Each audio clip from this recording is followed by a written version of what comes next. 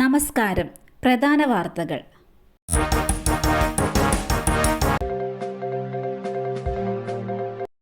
Tata institute of social സയൻസിൽ ഇടത് സംഘടനയായ പുരോഗമന വിദ്യാർത്ഥി ഫോറത്തിന് നിരോധനം. ടാറ്റ ഇൻസ്റ്റിറ്റ്യൂട്ട് ഓഫ് സോഷ്യൽ സയൻസിൽ ഇടത് സംഘടനയായ പുരോഗമന വിദ്യാർത്ഥി ഫോറത്തെ നിരോധിച്ച് കേന്ദ്ര സർക്കാർ.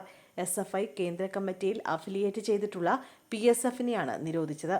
RSSന്റെ നിയന്ത്രണത്തിലുള്ള സർവകലാശാലയുടെ നിലപാടുകൾക്കെതിരെ PSF ശക്തമായ പ്രക്ഷോഭം നടത്തിയിരുന്നു.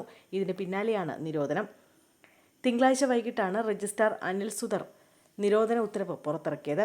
മഹാരാഷ്ട്രയിലെ 2 ക്യാമ്പസുകൾക്ക് പുറമെ അസം, തെലങ്കാന സംസ്ഥാനങ്ങളിലെ ക്യാമ്പസുകളിലും സംഘടനയെ നിരോധിച്ചിട്ടുണ്ട്. സ്ഥാപനത്തിന്റെ പ്രവർത്തനം തടസ്സപ്പെടുത്തുന്നു, വിദ്യാർത്ഥികളെ വഴിതെറ്റിക്കുന്നു തുടങ്ങിയ വിചിത്ര അവകാശവാദങ്ങളാണ് PSFനെ നിരോധിച്ചുകൊണ്ടുള്ള ഉത്തരവിൽ അധികൃതർ പറയുന്നത്. വാഹന പരിശോധനയ്ക്കിടെ പോലീസുകാരന് മർദ്ദനം. യുവാവ് വാഹനമോടിച്ചത് ഹെൽമറ്റില്ലാതെ മദ്യലഹരിയിൽ. വാഹന പരിശോധനയ്ക്കിടെ പോലീസുകാരന് മർദ്ദനമേറ്റു. കൊച്ചി കപ്പലണ്ടിമുക്കിലാണ് വാഹന പരിശോധനയ്ക്കിടെ യുവാവ് പോലീസുകാരനെ മർദ്ദിച്ചത്. ചുള്ളിക്കൽ സ്വദേശി ഷമീറാണ് ആക്രമണം നടത്തിയത്. മട്ടാഞ്ചേരി പോലീസ് സ്റ്റേഷനിലെ CPO അബു മാലിക്കിനാണ് മർദ്ദനമേറ്റത്. ഹെൽമറ്റില്ലാതെ മദ്യലഹരിയിലാണ് യുവാവ് വാഹനമോടിച്ചത്. കോടതിയിൽ ഹാജരാക്കി ഇയാളെ റിമാൻഡ് ചെയ്തു. കൊടും ക്രൂരത. ബസ്സിനുള്ളിൽ കൗമാരക്കാരിയെ കൂട്ടബലാത്സംഗം ചെയ്തു.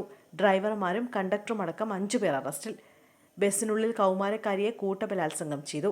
ഡ്രൈവർമാരും കണ്ടക്ടറുമടക്കം 5 പേർ അറസ്റ്റിൽ. ഡെറാഡൂൺ സ്റ്റാൻഡിൽ വെച്ച് എല്ലാവരും ബസ്സിൽ നിന്നിറങ്ങിയതിന് പിന്നാലെ ദേവേന്ദ്രയും ധർമ്മേന്ദ്രയും ചേർന്ന് കുട്ടിയെ ബലാത്സംഗം ചെയ്തു. ഇത് തൊട്ടടുത്ത ബസ്സിലുണ്ടായിരുന്ന 2 ഡ്രൈവർമാർ കണ്ടു. പിന്നീട് ഇവരും ബസ്സിലെത്തി പെൺകുട്ടിയെ ബലാത്സംഗം ചെയ്തു. ഉത്തരാഖണ്ഡിൽ സർക്കാർ ബസ്സിനുള്ളിൽ കൗമാരക്കാരി കൂട്ടബലാത്സംഗത്തിന് ഇരയാക്കിയ പ്രതികളാണ് പിടിയിലായത്. ഓഗസ്റ്റ് 12-നാണ് കൊടും ക്രൂരത അരങ്ങേറിയത്. പാലക്കാട് യൂത്ത് കോൺഗ്രസ് പ്രവർത്തകനും പോലീസും തമ്മിൽ സംഘർഷം. പട്ടാമ്പി പാലത്തിന്റെ കൈവരികൾ പുനഃസ്ഥാപിക്കണമെന്നാവശ്യപ്പെട്ട് പ്രകടനം നടത്തിയ പ്രവർത്തകരെ പോലീസുകാർ തടഞ്ഞു. പാലക്കാട് പട്ടാമ്പിയിൽ യൂത്ത് കോൺഗ്രസ് പ്രവർത്തകരും പോലീസും തമ്മിൽ സംഘർഷം.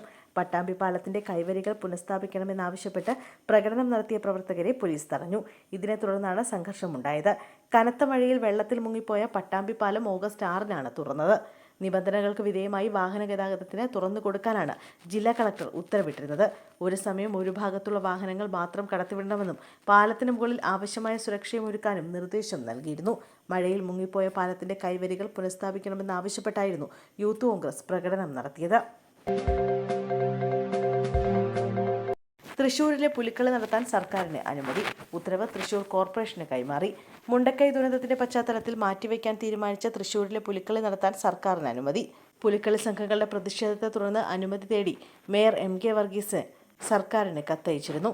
തുടർന്നാണ് കഴിഞ്ഞ വർഷം അനുവദിച്ച അതേ തുകയിൽ പുലിക്കളി നടത്താൻ അനുമതി നൽകിയത്.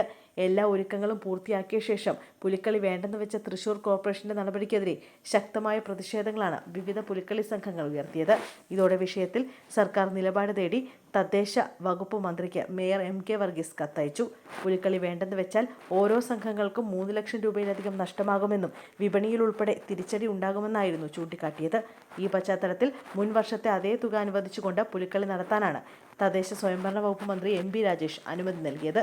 ഇത് സംബന്ധിച്ച ഉത്തരവ് തൃശൂർ കോർപ്പറേഷന് കൈമാറി.